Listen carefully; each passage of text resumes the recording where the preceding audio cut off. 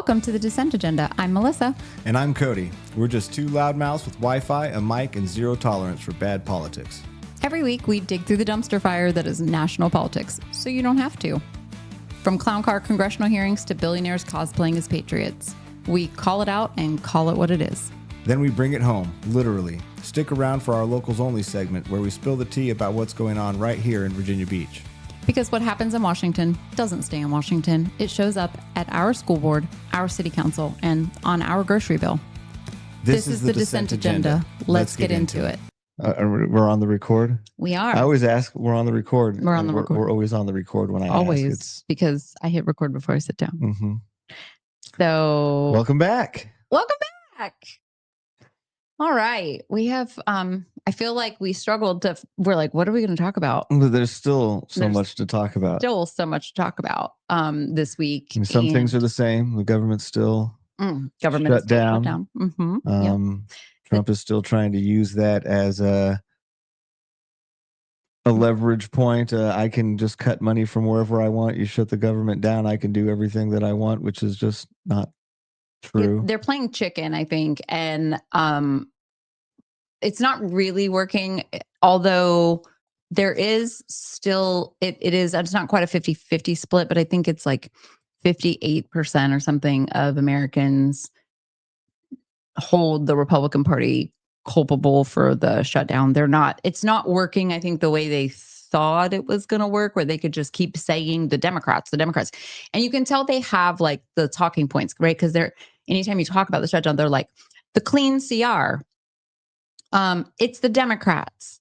They just want to give health care to illegal immigrants. And all of those things are not not true. The Republicans hold the majority. The Republicans in the Senate have a nuclear option. They have used the nuclear option within the last year to pass appointees. And so they could use the nuclear option to pass this CR. But they know it's wildly unpopular in their own red districts, because this CR, if it goes through because of the big, beautiful bill, which, by the way, the CR is not clean, because the CR would be clean if the big, beautiful bill had not passed on July 4th. Then they wouldn't be lying, right? Because as long as they didn't add riders and make changes to it, if it truly was clean, as they say, we wouldn't be here. So I have heard grumblings that there's talks of the Republicans threw out a 1-year extension on the ACA tax subsidies. And if you don't understand what's going on, this has nothing to do with giving illegal, as you say, as in the Republican world. But I say undocumented folks. Undocumented people are not eligible for Medicaid and Medicare. Period. No, they're not. What this has not everything to do with is them raising your medical bills. That's correct. Your health insurance costs will go up, because the subsidies will go away at the end of this year. And those tax subsidies, they keep our health. If you're on ACA, which millions and millions of Americans are on the ACA, 20 million Americans will be faced with exponentially higher healthcare costs, which then means that they will have to forego healthcare. And so the Republicans know that, because they know it's going to affect their district. It's not like you can't just apply that to Democrats, right? And so it's going to affect a lot of their districts. It's a lot of their districts. Red districts are more dependent on Medicare, Medicaid. They sure are. Those subsidies, their populations are more dependent on them. That's one of the things that just blows my mind, is these so-called democratic policies are benefiting red states more than right. But the problem is that they had to cut the subsidies in order to cut taxes for wealthy people. And so it really pains me that there are, and I work with these people at early voting. I know these people standing out here working at early voting are not wealthy people. Do you know how I know that they're not wealthy people? Because I see the cars they pull up in. And now that's not always an indicator of wealth. Okay. But I also see their clothes. I listen to them talking to each other about their family experiences, or where they say that their kids are doing just fine, but then they say that they're helping financially their grandchildren, which are their children's kids, which means you're not doing just fine, or your kids aren't doing just fine if you're having to supplement their. Well, and just statistically, there's not a lot of wealthy people Right. in America. Yes, there are wealthy people. And in fact, there's ridiculously, grossly wealthy people And in some that live America, right here in but Virginia not a Beach. lot of them. No, not a lot of them. Right. That's why I keep saying to people, like, y'all are focused on the wrong 1%. Yeah, man. they're threatening, and I hear it too. Well, they're going to take our money away. They're going to make it to where we're not wealthy. You're not wealthy. You're already not wealthy. Like, what money? What are you trying to preserve here? So, but they're trying to preserve almost $4 billion in tax cuts for the wealthy.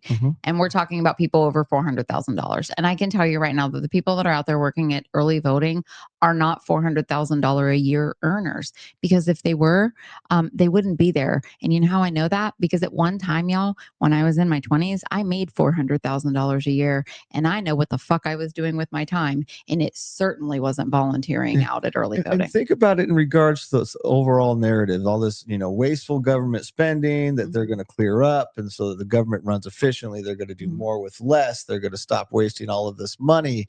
Then why aren't they able to give those tax cuts without taking money from the not wealthy Americans? Exactly. Why aren't they able to do those things without cutting funding to lower income healthcare, to those things that boost up the lower part of society? Yeah, they're just when they're just willing to do it. Remember, for anybody out there listening, watching, that when they're talking about cutting the fat, cutting the waste, and all that sort of stuff, what they're talking about is you. They're talking about cutting what they spend on you. Right. Well, and they increased, like, for example, ICE, right? So the ICE budget is now what, $145 billion, which is larger than the Marine Corps budget. And they are, I mean, if See, with a budget like that, they'd be able to train people better. You would think, but they're in such a rush to get the recruits that they're hiring out on the streets assaulting Americans, that they are just putting these people without training, without experience. And there's a lot of bad shit happening to American people right now. And it's not just undocumented people, like American people. Over 170 Americans have been detained and arrested by ICE, even in the face of them saying, no, that's not happening. We see it with court documents. We know this is happening. You can, in the media, you can tell people that it's not happening. But when you go to the court documents, you see that it is. And this week, a federal judge said that ICE needs to start wearing body cams now, because they have been violating the judge's orders with how they're interacting with citizens and undocumented folks. And so the judge, I just want to read a quote, because the Justice Department said that the widespread recording would require tremendous amount of resources. And they argued that media reports were one-sided and selectively edited. And the judge replied with, well, don't violate the Constitution, and we never have to pull any video from anybody ever. I mean, as long as you're not doing anything wrong, then you should have no problem being. But we all know, one-sided or not, you can make that argument. It doesn't eliminate the fact that there are all of these videos and documented cases of ICE officers violating people's constitutional rights. Yep. Period. Violating American citizens' constitutional rights. Yep. Absolutely. And it's on video. Like, I believe shit with my eyeballs. Like, I believe now, is there AI and all that stuff? Absolutely. But these are actual videos coming off of people that are at these protests or these demonstrations, whatever you want to call them. And it was even mentioned in Portland. Somebody said this week that the government actually set up they staged essentially a riot. All the people in inflatables and all the people that are out protesting at the ICE detention center were all there peacefully and doing the electric slide and all this stuff. And next thing you know, they start getting moved at a time earlier than they were supposed to. And then next thing you know, they've got like pepper spray and gas, the smoke bombs and shit being deployed and clearly manufactured a situation that wasn't even happening. Yeah, creating violence so they could say there's violence. That's correct. And so that's what we're seeing doing that, which, if you're not in Portland, if you're not in Chicago, if you're not in DC, which I'm going to be in DC on Tuesday for my birthday. Happy birthday. Thank you. I'm going to see Dochi. I'm so excited. And I'm not looking forward to going to DC and seeing, National Guard out on the streets. But I'm going to go and I'm going to enjoy a concert for my birthday and we're going to stay overnight. We're going to have a good fucking time, period. I'm not going to let that stop me. But we're seeing that as obviously a problem. We're also seeing apparently Border Patrol, the shit that's coming out on social media from like the White House account and Customs and Border Patrol is wild. They posted a video with Michael Jackson. So Michael Jackson put out a song in 1995 that had some anti-Semitic slur in it. And Michael Jackson caught a lot of blowback for that. And so he remade the song and put that, and then the remake came out. Okay. Well, Border Patrol decided to use the original version of the song, which I could imagine is probably not that easy to come by. They're probably harder to find. Probably just harder to find, right? And with that slur in it, that anti-Semitic slur in it. And it's just kind of frightening to me that people in our government are essentially trolling American citizens. And then there are people who are like, yeah, fuck yeah, that's hilarious. Yeah. No, I mean, fucking not. It's not. I mean, what was Gnome's getting investigated for hatch-jack violations because so many hatch-jack violations. I mean, this whole entire administration has so many hatch-jack violations. Blatant propaganda and disregard for any political, social rules, norms. Period. Yeah, I mean, the social contract and the political norms that's been broken. Oh yeah, that's way been broken. I mean, this is where we are today. I just want to get back to a little bit of normalcy, and I want to be able to go to government websites and believe what I'm reading. And then the fact that there's a whole thing with the airports, like Norfolk Airport is not playing this video, but Noam said she had this video blaming a lot of airports. Yeah. Were like, no, that's blaming wild. Democrats for the shutdown and like saying basically you don't have air traffic controllers and the Democrats are, Yeah, they refused to play a propaganda commercial basically from the government. And that's, I mean, people, giant red flag signs of fascism, attempts to control the media and to, that's force government propaganda down your throat. That's pretty huge one right there in front of us. Yeah, like if I were sitting in the airport and I saw that, I would be like, what in the North fucking Korea am I watching right now? Yeah, and that's exactly it. Like, you want to know how societies like North Korea have become to exist, how they keep their population, oppressed that way. It's what you watch the Trump administration doing right now. That's not new. That's what all of these countries that we have been taught are these dictatorships, are treating their people poorly, keep their people in the dark. I mean, you're an American like me. If you grew up here and you went to our schools and you paid attention to any news, we've been taught our whole lives that is China, Russia, North Korea. Yeah. Terribly wrong and tyrannical, and that we don't do that in America. We fight against that around the world. Well, it's happening here in our own country right now, and millions of us aren't even blinking at it. It's insane.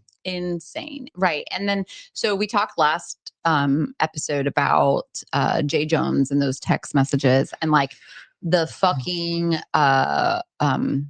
pearl clutching and hypocrisy that came out with the people talking about Jay Jones, right? And sure enough, this week, and I mean, listen, this whole political football of these people did this, these people did this. I'm frankly tired of it. But the young Republicans, which are not children. Young to 40. Republicans doesn't mean kids. It doesn't mean kids. It's 18 to 40, just like young it Democrats. means young adults is Right. what it means. It does. It's young. Right. Exactly. It's young adults.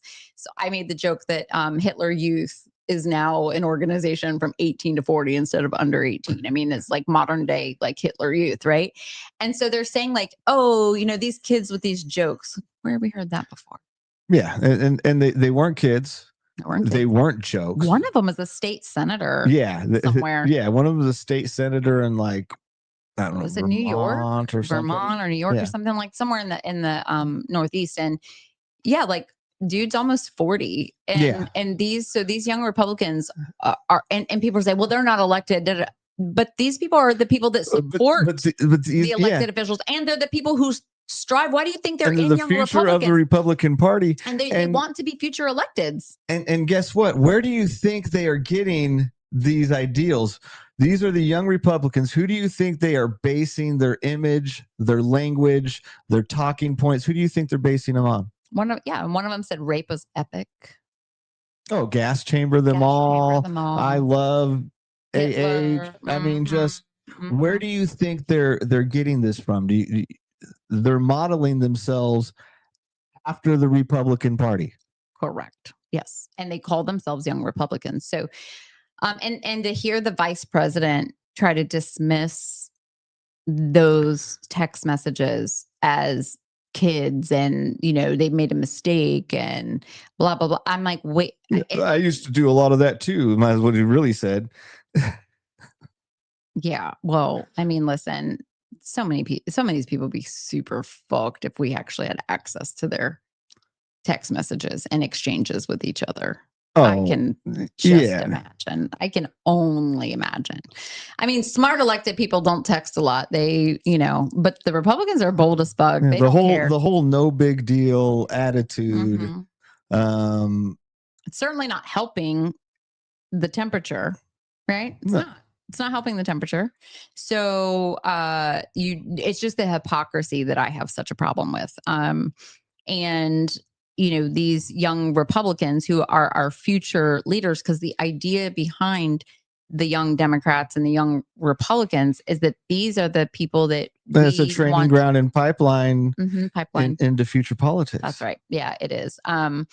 I did want to go back to the military commander that leads has been leading the strikes on all these boats in international waters. The Colombian president came out within the last day or so and has said that these, like, the U.S. is just killing like Colombian citizens. And then Trump came out and said, well, you're a drug dealer.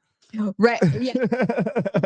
Right. And so the Admiral Alvin Halsey, who's the head of the U.S. Southern Command, is going to retire less than a year into his assignment, offering no explanation after his departure follows 5 lethal U.S. strikes off Venezuela that killed 27 people and renewed congressional scrutiny of Trump's claim that the U.S. is in a non-international armed conflict with cartels. What does non-international armed conflict mean? Okay, so it's not international. It's what he really means is, how do we say this in a way that doesn't say that we've declared war on any foreign countries and completely violated the Constitution and exceeded our executive authority? That's what he's trying to say. And this guy's the Admiral Halsey's offering of no explanation, because you can't say, he can't just outright say, like, I just don't believe in the U.S. government just randomly killing people from other countries like they're doing right now. Boldface. All I could think of is, like, how everybody always talks about like what the CIA does and like all the SEAL teams and how they do all this shit. Like, we're at the point now that, like, Trump is like, no, televise all the fucked up shit that we do in and to other countries. Just make it in the news. Just tell everybody that we're doing it. That's because that's literally what they're doing. They're doing these kind of operations that are illegal, and they're violating some kind of international law for sure. And so now you have the admiral stepping down because he likely has his conscience has gotten to him and he cannot participate anymore. Because listen, y'all, like, if we ever get out of this mess, if we ever do, I don't think we can vote our way out of it. I don't think we can do, expressive events and demonstrations like No King's Rally to get out of any of this. But if we ever do, these people are going to jail. Oh, I mean, this General Halsey is like, or Halsey or whatever, like, I hope he is resigning because of his conscience and to be like, I need to try to avoid jail. And think about this too. Not only are we just basically on suspicion. Mm-hmm. I mean, it's just, we really think this is a drug boat. We have the capability to actually just stop the boat. Yep. And seize the drugs. Yep. And take them off. I mean, clearly we knew where the boats were. Mm-hmm. We knew supposedly they're drug boats, so you already know that they're drug boats. So if we had the capability to just blow them up, we had the capability to intercept them. That is correct. Especially with all those military boats that are sitting on the Gulf of Mexico we got the military in the water. That's how we blew the ships up. Wait. The military's in the water monitoring it. They found the ship. We had the capability of intercepting it and just arresting those people, which is what and getting that's what the consequence of the crime is. Let's keep that very much in mind. The consequence of dealing drugs is not immediate execution. Right. And also, like, not just immediate execution, but like, okay, so if you have 11 people on a boat or 5 people on a boat with like a massive amount of drugs that Trump is saying supposedly is 25,000, we've saved 25,000 lives because of the amount of fentanyl. Okay, well, those drugs came from somewhere. Yeah. Who's the kingpin? Yeah. By killing them. And guess what? If you'd have just intercepted that boat, you would have saved 25,000 lives without murdering 11 people. Correct. Yeah. And so that's... Yeah. And then we have Americans who are like, yeah, blow up that boat. Yeah. What is what is it? Like, it's barbaric. Like, we have turned into barbarians in this country. Like, some of the people in this country have turned into barbarians, absolute barbarians, because there's no pushback. I really believe that we have a real significant mental health crisis in this country right now with a good majority of Americans who they understand that these things are wrong, but if they align in their head with what's wrong with Donald Trump, it's, in my opinion, I think it will break their psyche because they'll have to actually look at themselves. Look at themselves and that they supported this person and he's turned out to be, it's like a bad marriage, right? When you realize you've been married to someone for a really long time and they're not the person that you thought they were, but you've been in this abusive relationship. And when you actually have the courage to get out, like you got to go through some things. And a lot of people are not ready to go through some things. And so they're just doubling and tripling down on their love for their dear leader. And it's frankly, it's scary. No, I mean, at a certain point, they've become desperate to believe a lie that they like over the truth that's right in front of their face. Mm-hmm. And, I this has happened before. Yeah. Right. And they hate the whole analogy to like Hitler and Nazi Germany and stuff. But because they don't want to look at themselves and see that they're Nazi Germany. That's correct. And that's exactly it. And just so it's out there, it's never too late to go, dang, I was wrong. Mm-hmm. It really isn't. When you look around and you see American citizens being detained without warrants, I mean, when they just remove everybody in apartment buildings to get a handful of people and violate everybody else's rights, when they're zip tying children, manufacturing violence at protests, just summarily executing foreign citizens on suspicion of drug trafficking. I mean, what they're doing to the media, the attempts to control the media and the propaganda that's being pumped out across government channels. I mean, it's okay if they got you up to this point, to just be like, you know what? Enough is too enough. far. Right. You've gone too far. It's Enough okay is to do enough. that. It's going to be way easier to look at yourself in the mirror a decade from now if you did that now than it is if you just hold on and hope that it works out when it's clearly not working out. Yeah, I saw a video. It was like a reel on Instagram or something.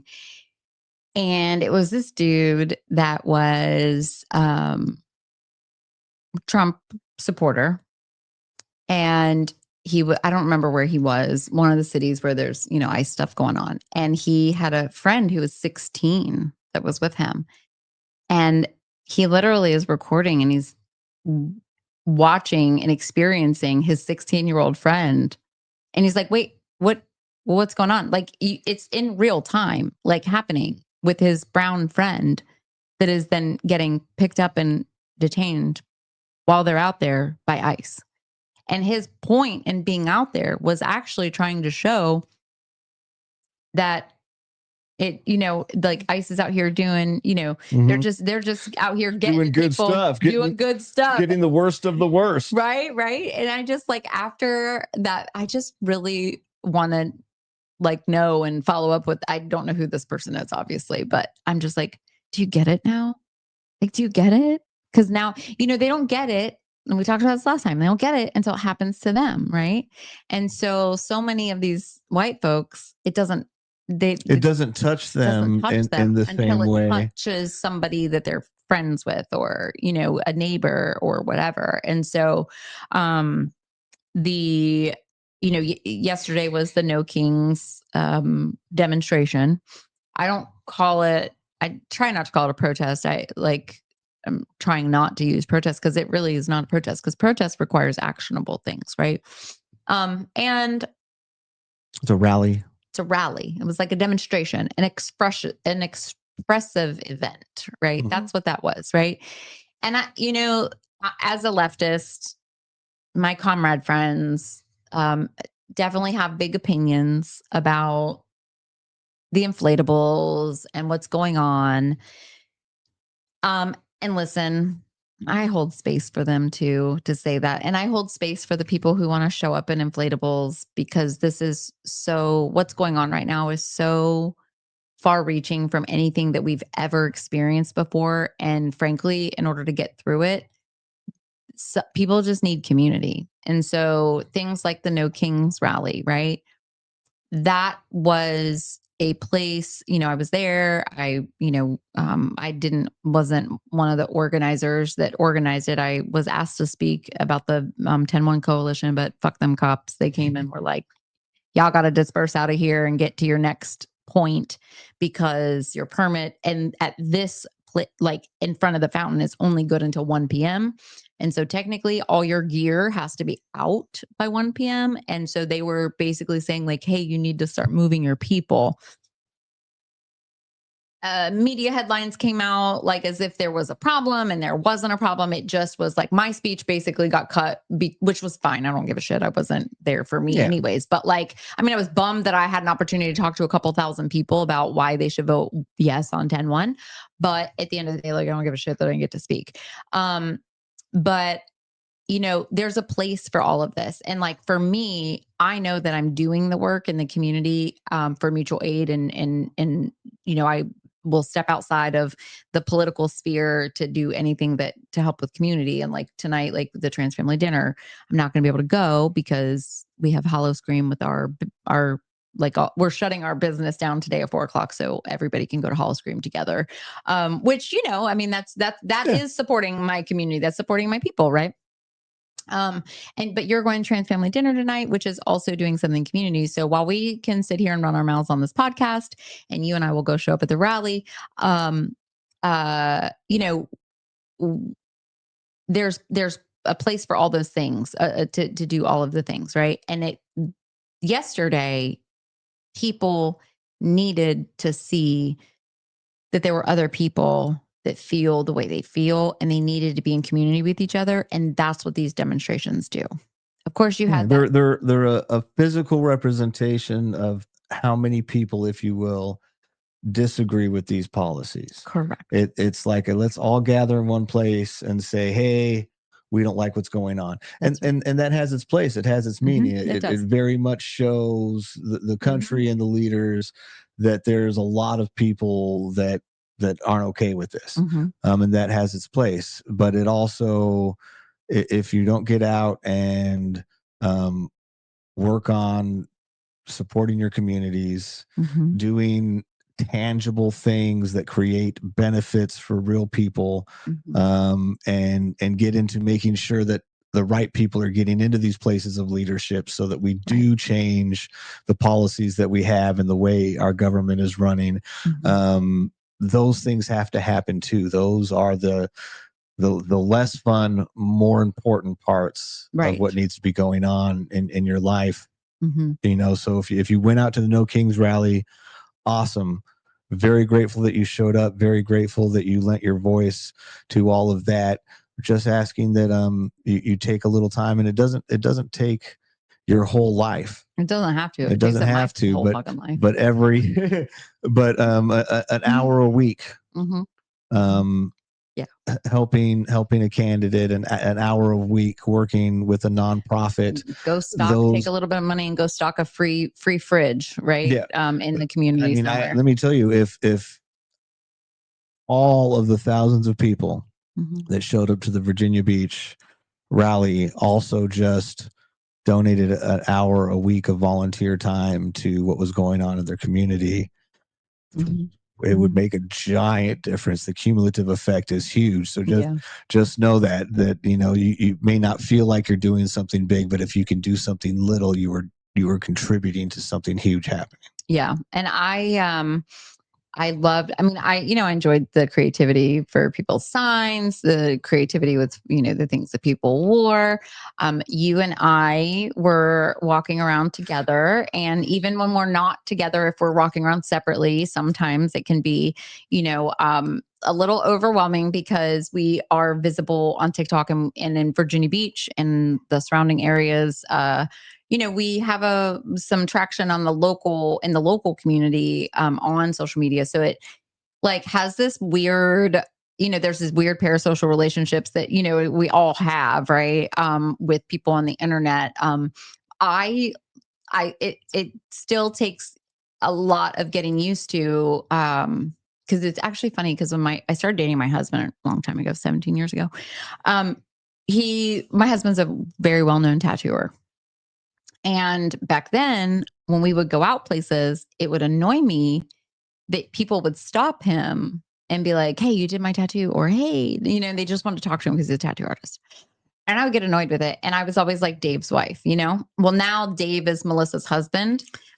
And now it's like the flip. And he was like, man, that like boy, there was like an 11-year-old boy that came up with his mom, and they were like, oh my God, we follow you on TikTok and we just love you. And they were like fanning out like with me. And it's awkward because I'm like, I'm just a regular person. Like I'm not, but it's wonderful. And I meet like so many wonderful people. Yeah. I certainly don't feel like a celebrity getting in my work uniform not every day.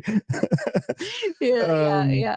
But it's definitely something that I think is for me is going to still, takes a lot of getting used to, especially in that environment, because a lot of like-minded people. So a lot of people that do follow us on social media. And it was incredibly flattering. And all of those things, but it was also, in some ways it was like, yeah. It was a lot. So, we couldn't walk very far without getting stopped by different people. So like, and then we were together. So it would be like somebody would recognize me, and then they would turn and look at Cody and be like, oh my God, it's you too. Or they would see Cody and talking to Cody, and then they would look at me and be like, oh my God, it's you too. And I'm like, yeah, well, we're friends. Yeah. And so but it was very awesome getting to meet a lot of new people. Yeah. It was very heartening getting to see that the work that we do and that the efforts that we are putting into our communities are affecting people and motivating people. Make my heart swell. Yeah, absolutely. I had a conversation with somebody yesterday at the rally. And I told him, and it's why when you go and look at a lot of my social media, you'll see some of our podcast stuff. Yep. Most of what you'll see me post, a lot of what you see me post is just my school board speeches. Same. And that's because the reason I started posting my school board speeches is first of all, you get courage from seeing somebody do something that you're scared of doing. And that's right. And speaking in public is like it's hard. The scariest thing, like of all the things.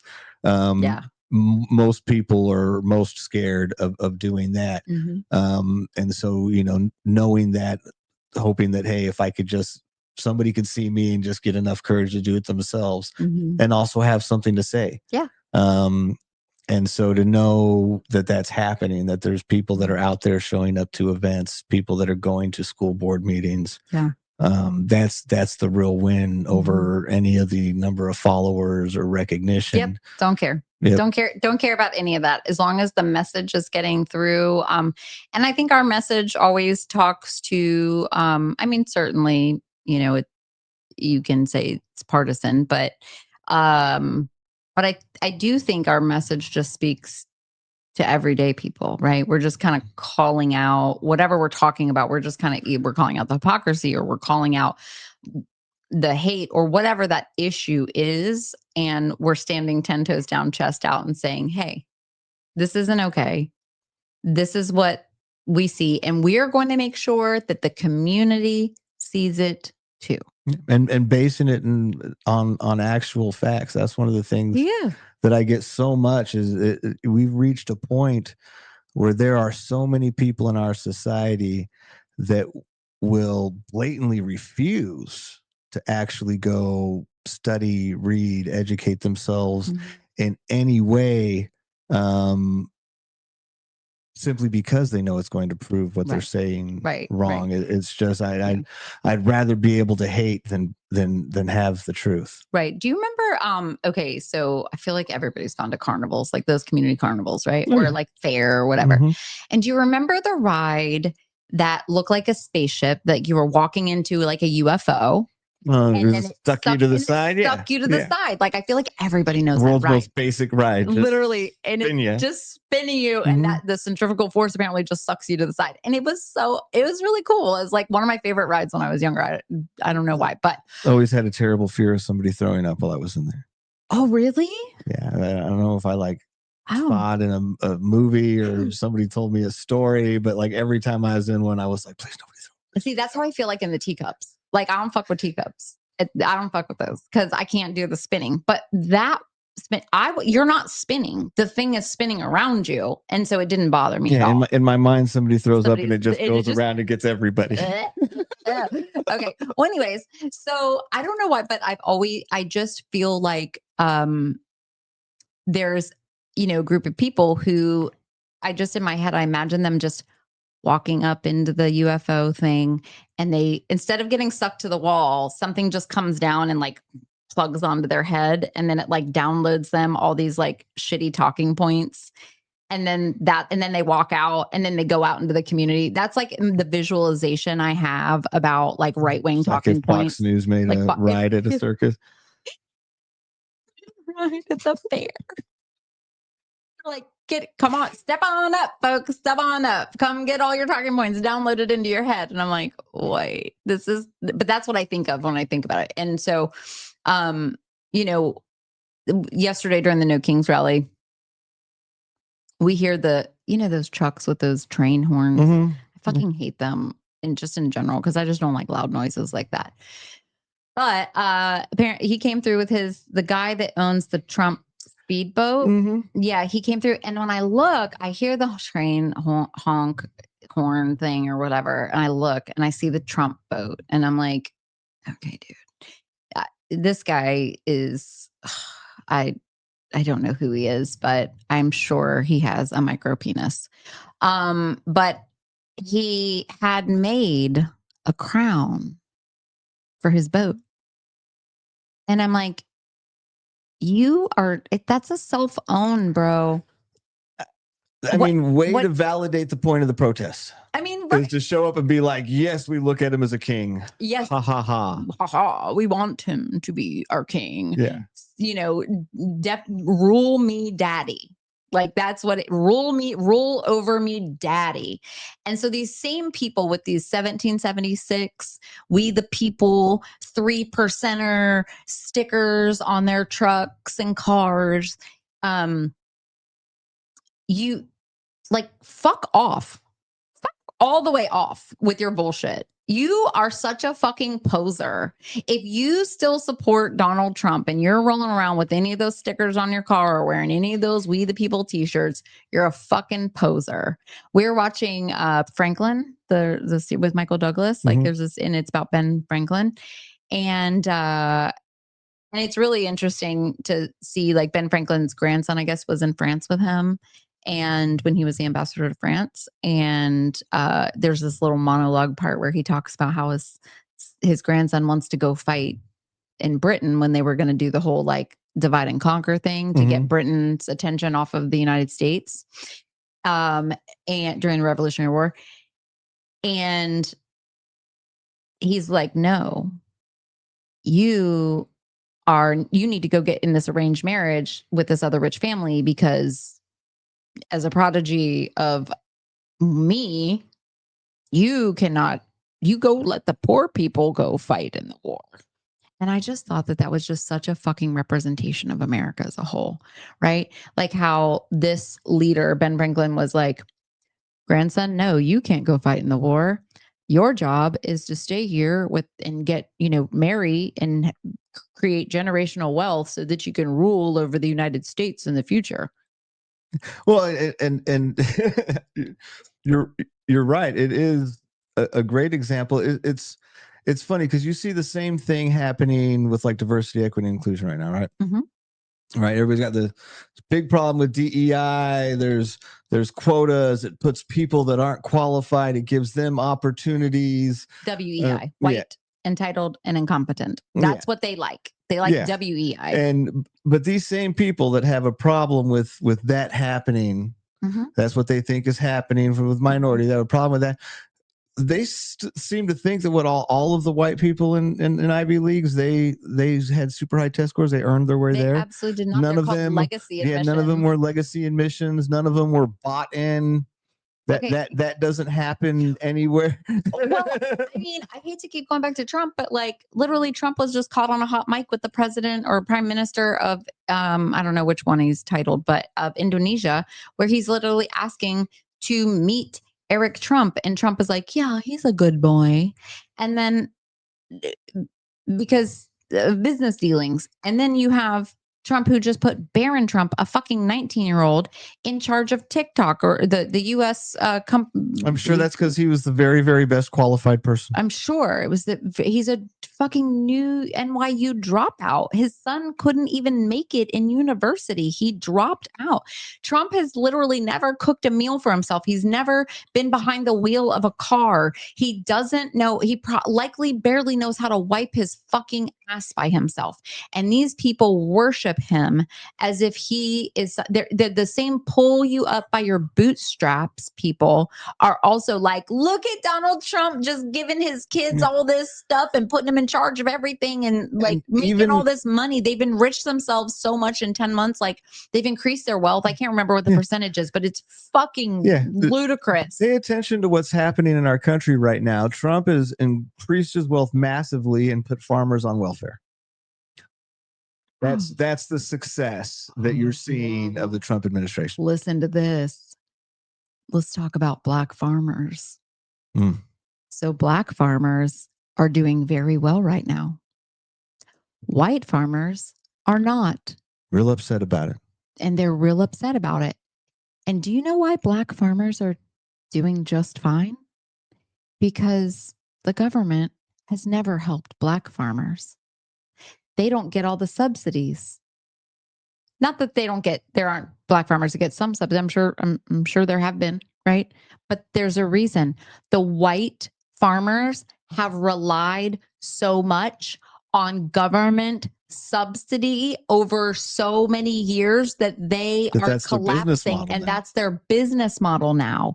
And when Argentina started buying we gave them, it's at last episode it was I had said 20 billion, but no, it's actually $40 billion, and only for Argentina to buy their fucking soybeans from China. So we gave $40 billion of our taxpayer money to a foreign country, and some might say that we might be supporting. But we're not willing to spend billions of dollars to keep your healthcare benefits low. Boom. Just remember that, right? Remember that. But some people might say that, Nazi descendants, where they are, right? Nazi descendants are in what country? Argentina. So, so while our farmers are going bankrupt, I'm stoked that Black farmers are doing well. Yeah. But it just goes to show you that the model of how we've treated our farmers, right? It's crushing them. It's what we've been doing. It's crushing them now. Now, I don't know. Pick yourself up by the bootstraps, right? Isn't that? Yes, that's what you voted for. It's what you voted for. It's what you voted for. You voted to pick yourself up by your bootstraps. So let's see how long that takes. And if you think the plan wasn't to get you to have to sell your land off to a bigger corporation that makes billionaires richer, and so you can go work at a new factory job, if you think that wasn't the plan all the time, that was the plan.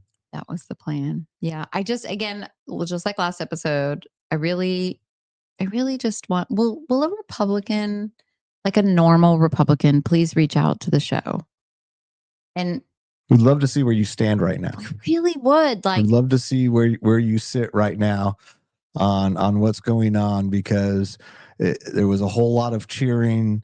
There was a whole lot of, support when it was happening to everybody else. But now that it's happening to you, I'd love to know how you feel. Yeah. So, well, maybe on the next show. Yes. Contact us, Republicans, conservatives, please. All right. Well, I think that'll wrap us up for this week. Yeah. All right. Y'all be good out there. Be safe. Don't get kidnapped by ICE.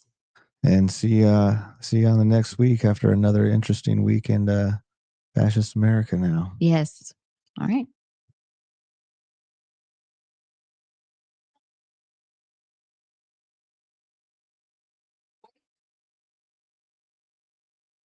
That's it for this week's dose of national dysfunction. If you learned something, got pissed off, or just laughed through the rage, do us a favor. Share this episode with someone who still believes that it can't happen here. Follow us, subscribe, and hit us up on socials, because if you aren't at the table, you are on the menu. This is the Dissent Agenda. Stay informed, stay loud, and stay in the fight.